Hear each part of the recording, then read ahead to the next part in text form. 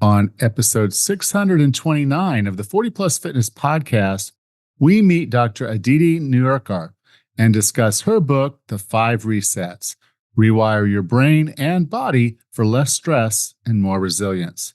You can find the full show notes for this episode at 40plusfitnesspodcast.com/629.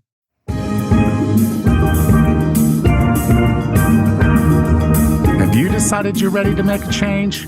To reclaim your health and fitness, the 40 Plus Fitness podcast is here for you. Each week, we dive deep into health and fitness topics that affect those of us over 40. I'm Coach Allen. I'm an NASM certified personal trainer with specializations in corrective exercise, behavior change, performance enhancement, and fitness nutrition. A Precision Nutrition Level 1 coach, a FAI certified functional age-link specialist, and an OTA Level 2 online trainer. Each week, I'm joined by our co-host, Coach Rachel. She is an NASM certified personal trainer and a RRCA Level 1 run coach. Let us be your coaches as you find your way on your health and fitness journey. All right, let's go.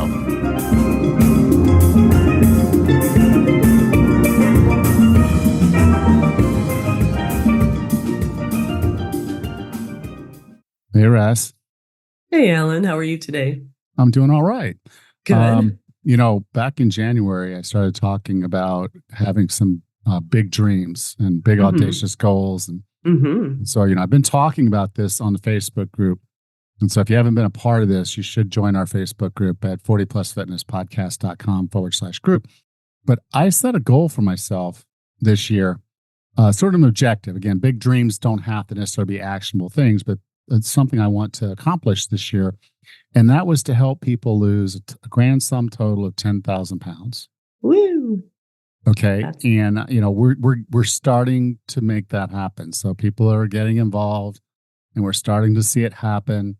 And so I want you to be a part. I'm part of it. I realized coming into the new year that I was a little heavier than I needed to be. Someone takes a picture and you're looking at it. It's like, okay. Because sometimes you just don't see it when you're looking at yourself. But I was like, okay, I could use to lean up a bit. And so I started doing some things to lean myself up.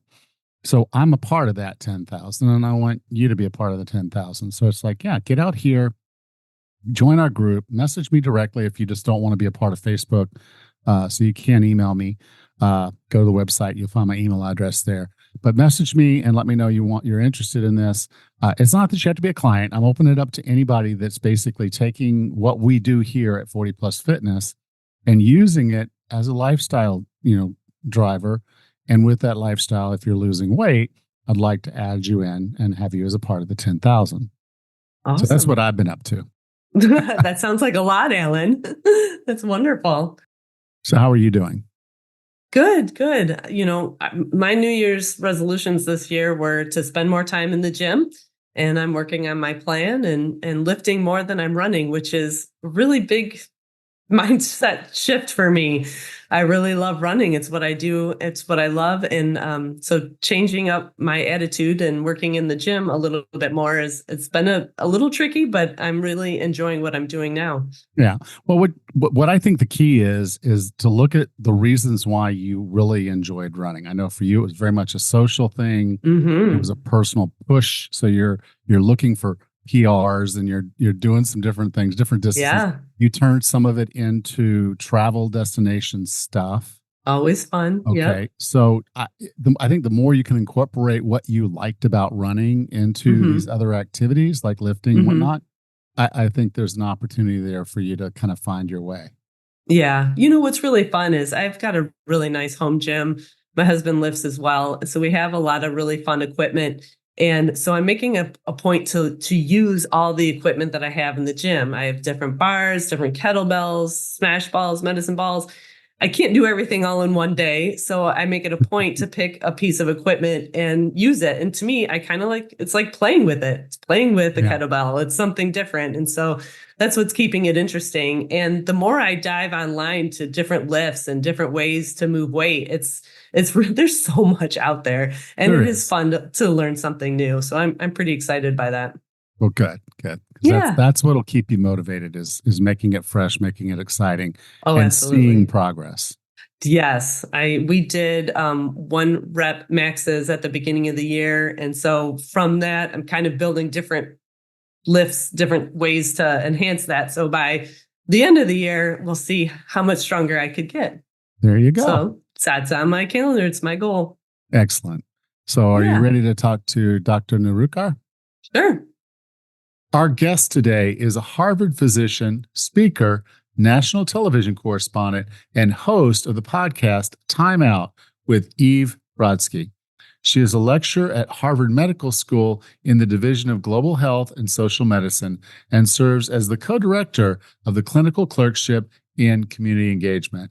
She has spoken at the Forbes 30 Under 30 Summit, the Harvard Business School Women's Conference, and other events.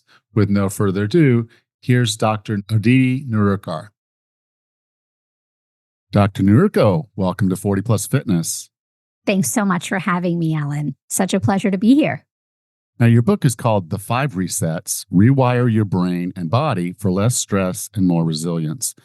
And this time of year, I mean, we're actually recording this early. This is going to come out in February, but we've just gone through the holiday season. There's all kinds of things going on in the world that just kind of really fire us up all the time if we let it. I know I've personally gone through a significant amount of stress in my life, and that's part of the reason why I live where I live now is to try to have less stress. But even then, sometimes I just find it a little difficult. And so I like what you've done in the book here, giving us really 15 different ways that we can go about working on improving our resilience and or letting some of that stress go. Yeah, the 5 Resets offers 5 small but mighty mindset shifts that are science-backed, along with 15 strategies. And really the key of each of those strategies for me was that they are cost-free, so that they have $0 associated with them. Because as a clinical physician for over 20 years, it was really important to me. I saw lots of patients from all walks of life with all, varied amount of resources. So having something free and accessible was really important. And secondly, low time cost. So not something that's going to take an hour of every day to do, because again, that feels very unattainable and it's not accessible to everyone. And of course, practical and actionable to build into your messy, overscheduled life. When you are feeling stressed, the last thing you need is to add something to your life that is going to cause more stress. Yeah, that was the thing is, you tell someone, okay, well, you could do this breathing practice, or you go take this yoga class, you go do this thing, go do it. And they're like, that's just more stuff, and I don't, at that point in your life, you feel like you just need less. You talked in the book about resilience, and then another word that you used was toxic resilience. And I think the reason that resonated with me was as I went through my career, and I went through a lot of really stressful times in my career and in my life, with a lot of change, divorces, the whole bit, all that stuff. I just feel like as I've gotten a little older, that my resilience has weakened. And as I got to reading in the book, I was like, okay, we need to define terms, because what I think of as resilience was actually toxic resilience. Could you talk a little bit about those two terms and how they apply? I would argue, Alan, that because of your life experience, your resilience, your innate and true resilience isn't weakened at all. And likely it's been strengthened by the many things that you've gone through and come out of. But simply that you have increased your awareness for what toxic resilience is. And so toxic resilience is essentially what our modern society is built on. It's hustle culture. It's really propagated by hustle culture. Many years ago, 5-10 years ago, you would hear the word resilience and it had a positive connotation. The true definition of resilience, the scientific definition, it is our innate biological ability to recover, adapt, and grow in the face of life's challenges. For resilience to itself, you need a little bit of stress, not too much stress, just right stress. However, in recent years, particularly with the global pandemic, let's say, that word has been overused. And now that we're in this post-pandemic era, it continues to be overused. And it's almost morphed into this dark connotation of what true resilience biologically is. now we're seeing much more a manifestation of toxic resilience. And toxic resilience is when it's a mind over matter mindset. When you push past human limitations, when you don't give yourself clear boundaries, and when you have a sense of needing to have productivity at all costs. You've heard this term many times. Maybe a demanding boss has said to you, oh, you can take on an additional project, you're resilient.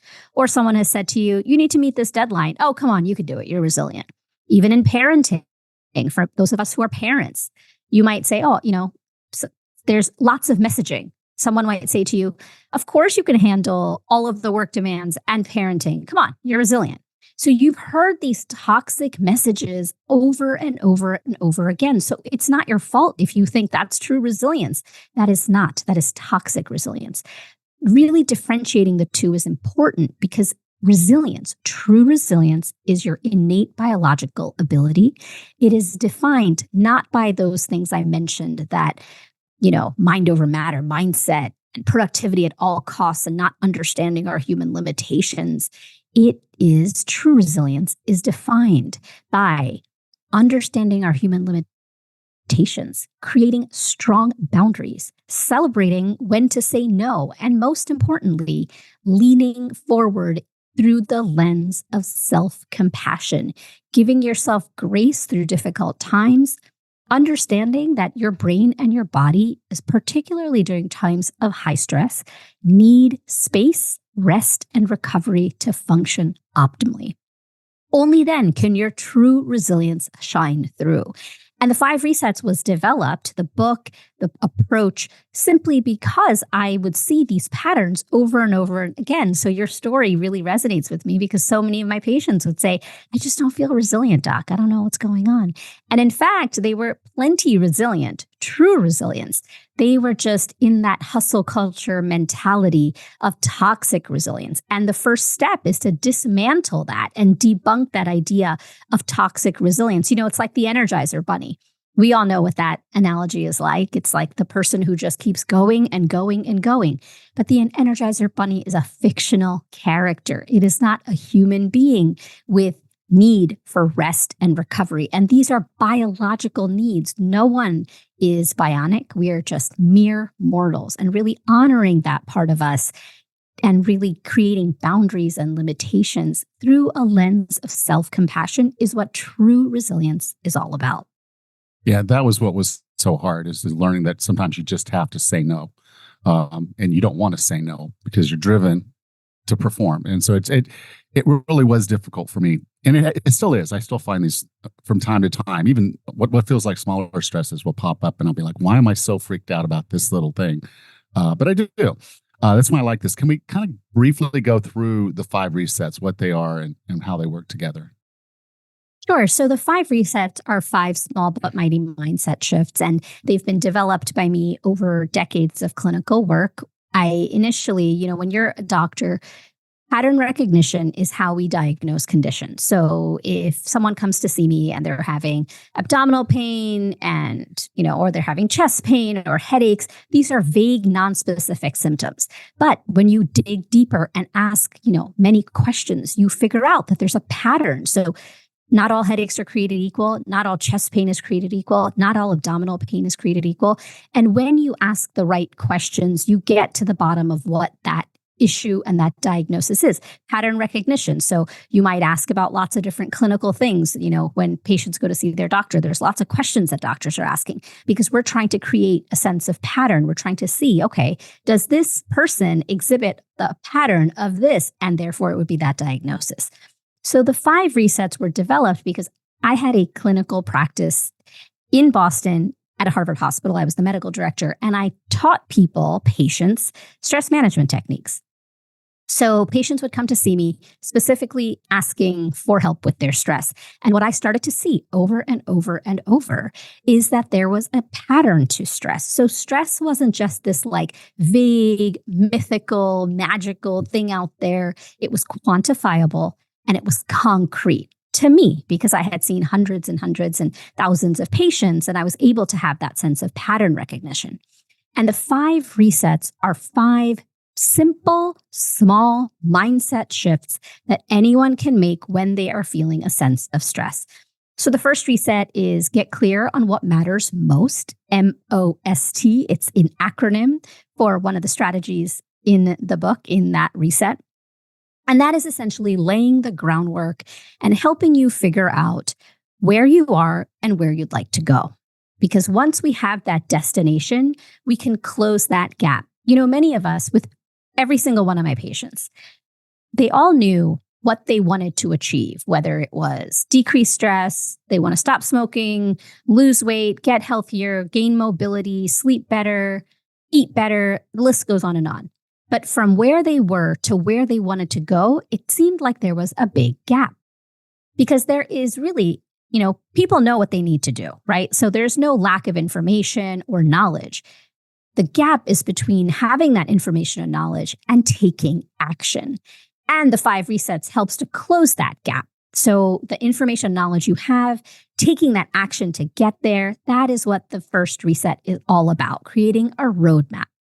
And that is what helps you get there. The second reset is to find quiet in a noisy world. This reset has several science-backed strategies, and the purpose of this reset is what we talked about earlier, creating a sense of spaciousness in your brain so that you have the ability for your brain and body to create a little space and reset and recharge. From the minute we're awake till the time we go to bed, and sometimes all night, we have lots of things competing for our time and mental bandwidth. And this second reset is really about how to manage your mental bandwidth. And there's several strategies there focused on many things, including sleep and the digital space and social media and scrolling. And we can talk about that. The third reset is to sync your brain to your body. The foundation of this reset is the mind-body connection. And that might sound like a very woo-woo term to those who haven't heard that term before. But in fact, it is scientifically sound. And there is plenty of research to support, robust research, in fact, to support this idea that your mind communicates with your body and your body communicates with your mind and vice versa.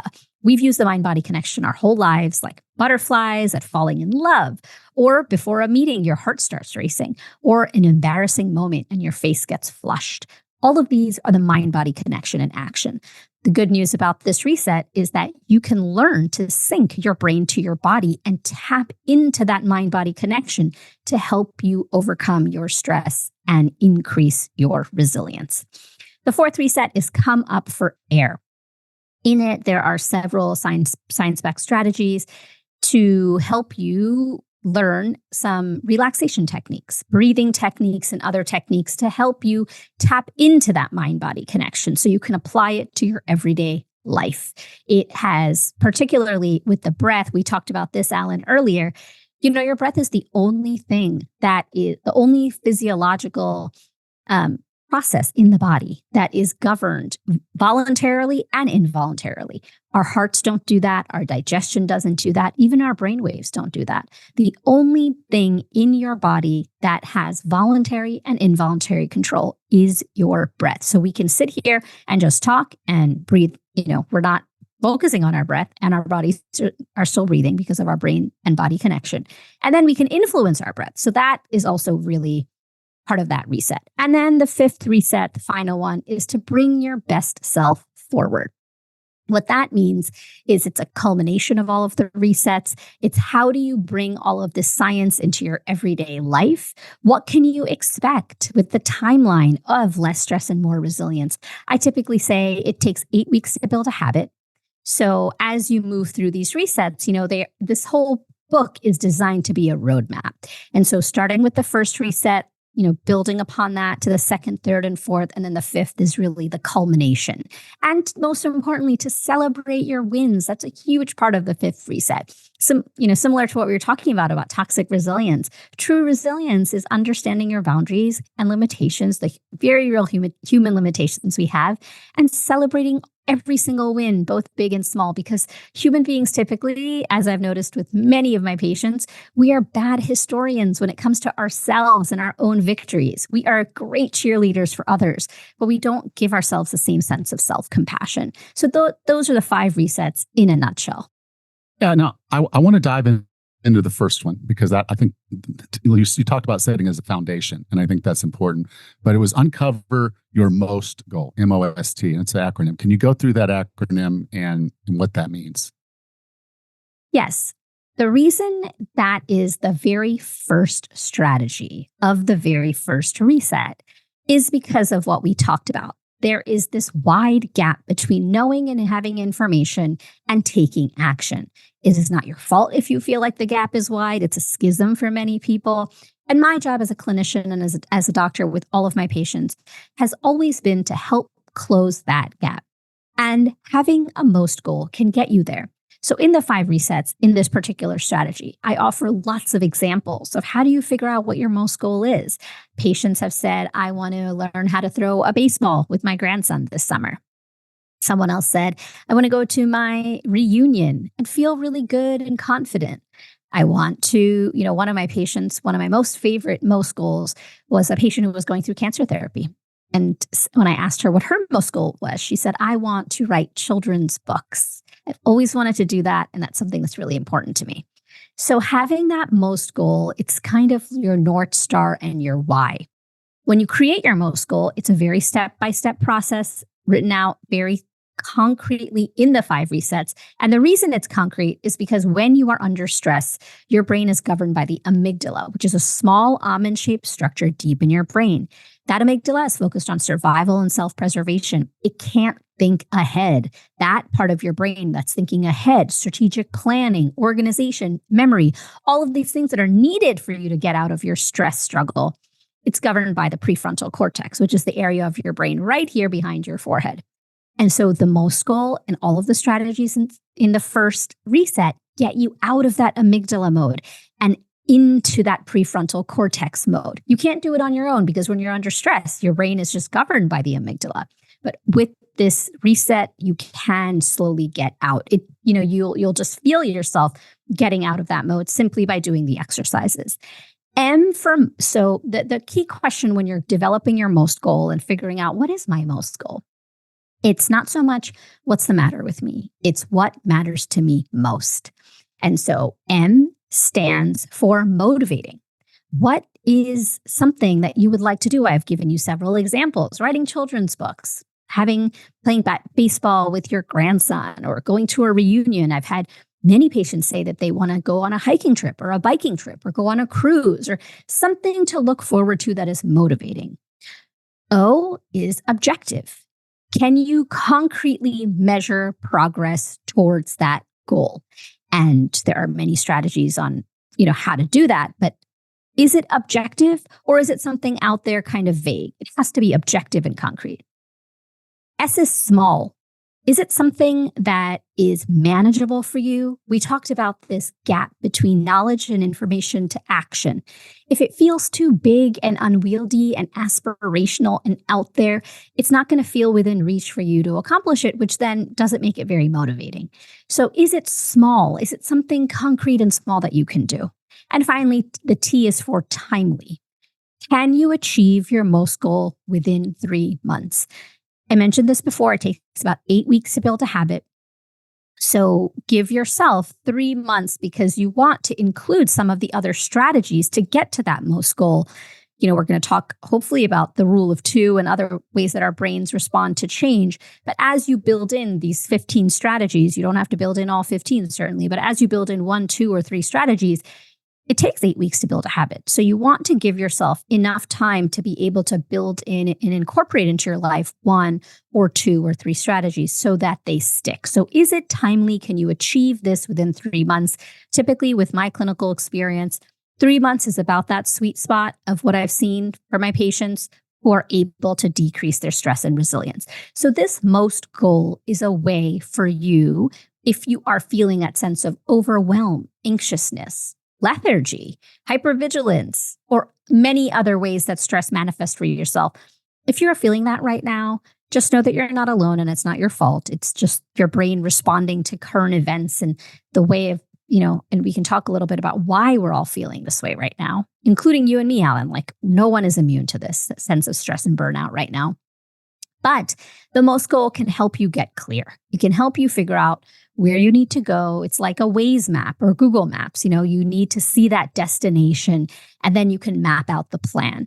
And then the rest of the strategies within that first reset help you make that map. So creating that roadmap to get to your MOST goal. Because from where you are now to where you'd like to be is actually a much smaller distance than you think.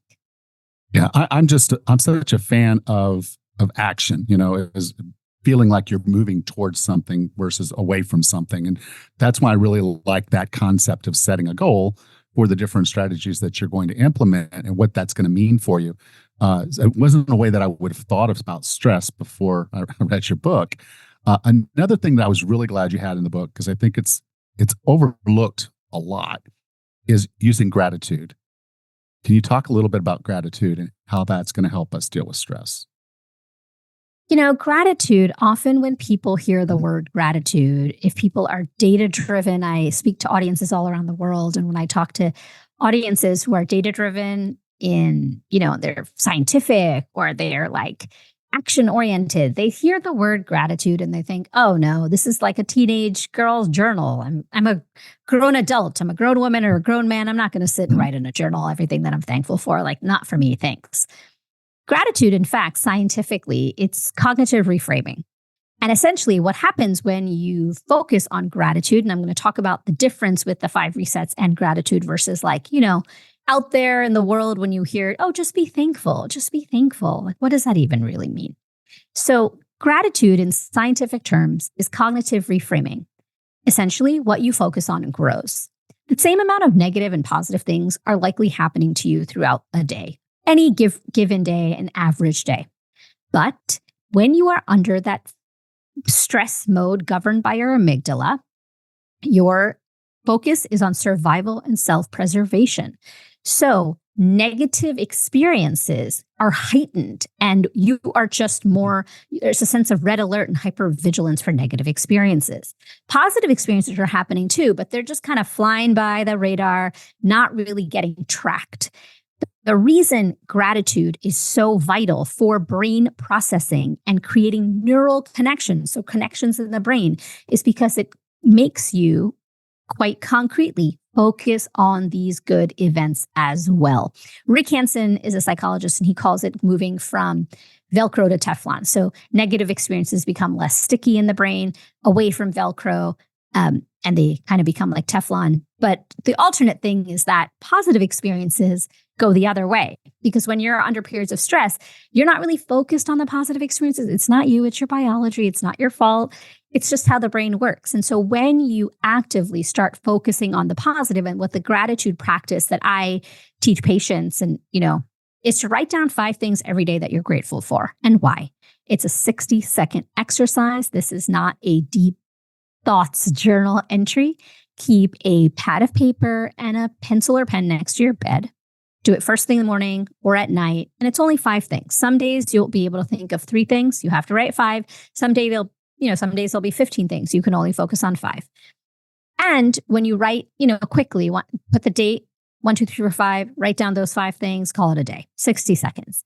Over time, this gratitude practice, this written gratitude practice, has found demonstrated benefit in mood, energy, stress, and resilience. This is just a few of the ways that it has been found to be beneficial because of what I talked about, cognitive reframing.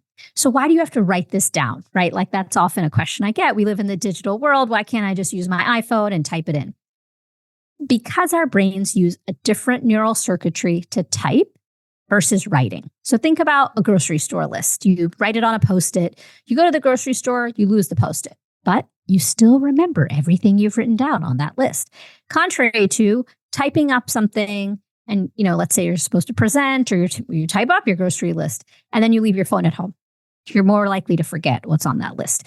Writing that gratitude practice down every single day does something different to your neural processes and to your circuits in your brain to help you remember the good. When you start focusing on the good through this very simple exercise, this is not like this aspirational, just be thankful, just be grateful. Because often when you're feeling a sense of stress, you don't feel very grateful. And it doesn't feel authentic. It feels disingenuous to feel grateful because you're undergoing a period of stress. And often that leads to more stress if someone says to you, just be thankful, just be grateful. You should feel so lucky. Look at people who are not eating in certain parts of the world or who don't have a roof over your head. That doesn't feel very good when you're feeling stressed because it defeats the purpose. Instead, a concrete gratitude journal where you have to write it down every day. And some days, I've had patients who've said, well, I couldn't think of anything to write today. So I wrote, I have 2 arms and 2 legs. I can breathe. I sleep in a bed because I think there are people who might not sleep in a bed. Like very concrete things. I was able to have access to clean water today and I got a little bit of food today. And that's all I'm grateful for. And that's enough. It's not huge aspirational things that you have to be grateful for. It's simple, everyday things. The more simple, the more concrete, the more mundane, the better. And over time, at 30, 60, and 90 days, you'll notice that your stress gets decreased because it's simply a brain process that's happening. And they can't occupy the same space at the same time. You can't be grateful and stressed at the same time. You forget the stress for even just those few moments. And if that just shifts that off for a little bit of time, I think that's just tremendous. So I was glad you put that in there because I think that is a really important step in understanding how well off we actually are in the grand scheme of things and how our brain, the way it's wired, is making something seem worse than it actually is. And so I think that's just a good practice. Doctor, I define wellness as being the healthiest, fittest, and happiest you can be. What are 3 strategies or tactics to get and stay well? What a great question, Alan.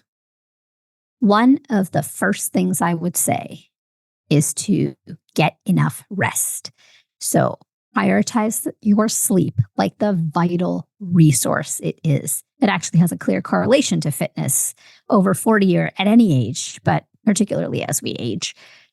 Sleep is one of the hallmarks and foundations of everything because it's truly a therapeutic intervention.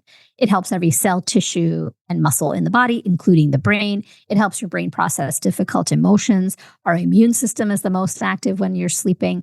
And so there are many strategies in the 5 resets to help you get the sleep you deserve. So sleep is something that is a non-negotiable. And often the first sign of something when you're feeling a sense of stress or mental health issues, sleep is often the first thing to go. And so getting yourself back on track, lots of strategies in the book to help you do that. I think the second really important piece in your equation is some form of daily movement every day. So it doesn't have to be something big. Even 5 minutes of stretching or walking can make all of the difference, but a little bit every single day can go a long way. And lots of data in the 5 resets, but also, you can do your own research to learn that it's not about 1 hour gym sessions at all in terms of mental health and fitness. It's not about weight loss. Our culture is obsessed with weight loss, but in fact, taut bellies and muscles never inspire people to lose weight. That's all cosmetic, that's like a cosmetic promise. What actually inspires people to get fit is doing something that can give you more energy to get to that most goal, for example, all of those things that you want to do. So it's never about weight loss or I want a 6-pack or I want this or that. That's like, it's never motivated even one of my patients. What has motivated patients to get out and start walking 5-10 minutes a day is like, oh, I'm going to sleep better. I'm going to be less stressed. I'm going to feel a little bit more energetic. I'm going to be productive. I'm going to be able to have good relationships because I'll be, more present. Okay, I'll do it for those reasons. And then finally, I think the third really important thing is to feel a sense of community. We know that there is a loneliness epidemic. The Surgeon General has talked about this, the U.S. Surgeon General. He happens to be one of my childhood friends, but he's really focused on the public health crisis that is loneliness. Loneliness isn't just a nice to have. It can actually have impacts, not just on our mental health, but physical health. Being lonely increases your risk of stroke and heart disease by 30%, and it can shorten your lifespan. It's equal to smoking 15 cigarettes a day. For non-smokers, it has that same impact in health risk and risk of death as smoking 15 cigarettes a day. So creating that sense of community, even if you are an introvert, this is not about being a social butterfly. This is simply about feeling that sense of connection and tribe with a few people. So I like to say anywhere from 2 to 5 people, feeling that sense of connection that, your 4 a.m. friend. So if something were to happen to you at 4 a.m., are there a few people in your life that you could turn to help you, and vice versa? So feeling that connectedness, social connectedness, has huge benefits on mental and physical health and fitness. So those are kind of like my top 3. And then if you were to give me a fourth, if you would be so kind to give me a fourth, it would be to decrease our reliance on, to decrease your reliance on this little device, your phone and screens and social media, because that is doing lots of things to your brain to worsen stress and health. And a lot of the 5 resets, an entire, half of a chapter focuses on the importance of creating a digital boundary. We have boundaries in every other relationship in our life, with our spouses, with our children, friends, coworkers, but we do not have a boundary when it comes to the relationship we have with our phones. It's a porous boundary.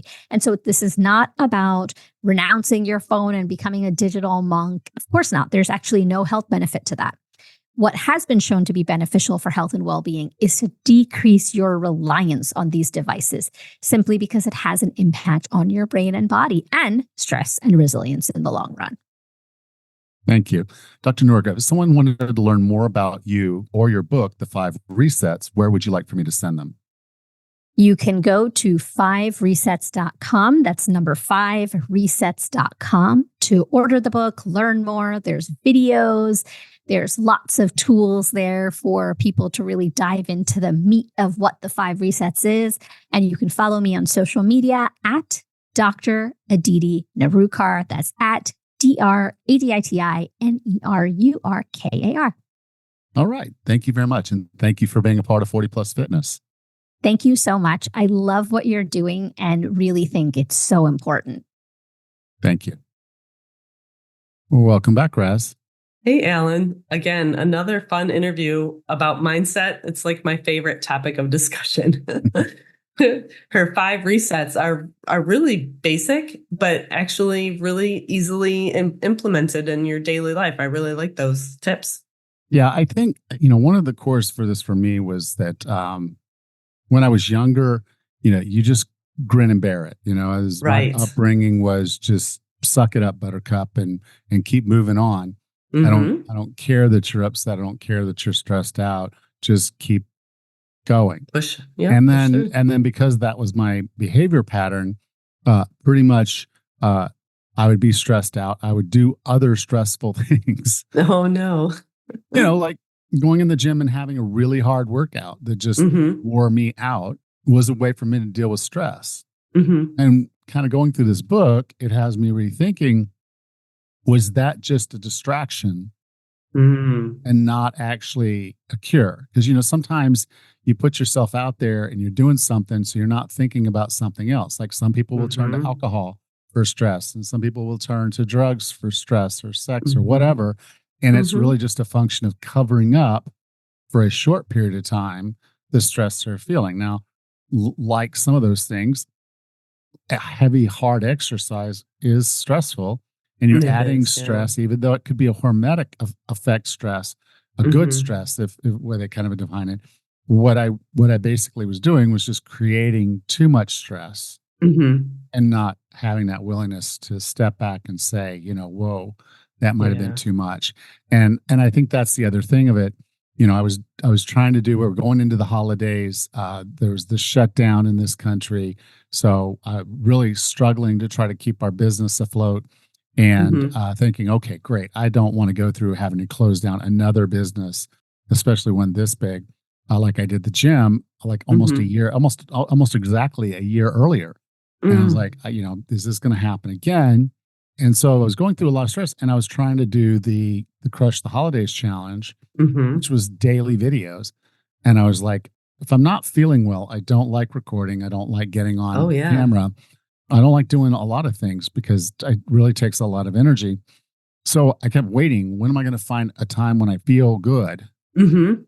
And they weren't. Mm. Oh, So that just added geez. more stress to it, Yes. which is why I wasn't good at it. It's why I wasn't Mhm. doing my job on that challenge.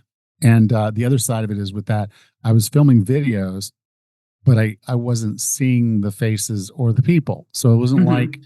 that when when I do an interview for a podcast or like this part, we see each other. We're Right. on Zoom, but we Mhm. see each other. So there's a social interaction there. When I'm coaching a client, I see the client. We're talking, Mhm. we're messaging, that kind of thing. With this challenge, I wasn't getting any of that. This was just Mm. me putting out without any feedback, hardly any feedback Right. of interaction. And so it felt hard. And Mhm. that's why I kept putting it off. And I'd put it off and get late and be like, okay, now's not a time either. My energy's low. And a couple times I did. I got on the video, my energy was really low, and I was like, okay, I Oh. hate that. So that's why I quit Oh. it. That's why I dropped it and did the Mhm. refunds. Because if I can't do it right, I'm not going to do it at all. True. That's how I feel about it.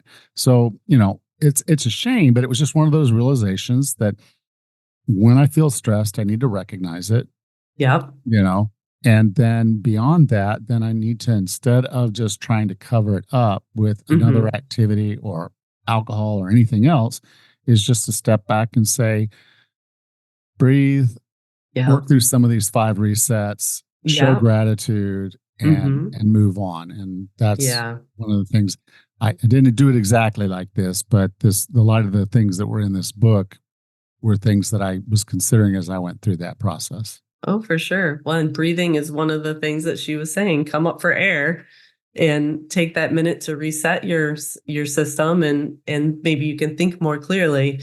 It's a similar concept in the running world too, Alan, is that a lot of people run to escape their problems. We're technically running away from our problems, but I guess I think of it more like if you in the gym or me on a run, burn off that level of energy and then come back to the problem, and you've got a better mindset, a better attitude towards tackling whatever is ahead of you.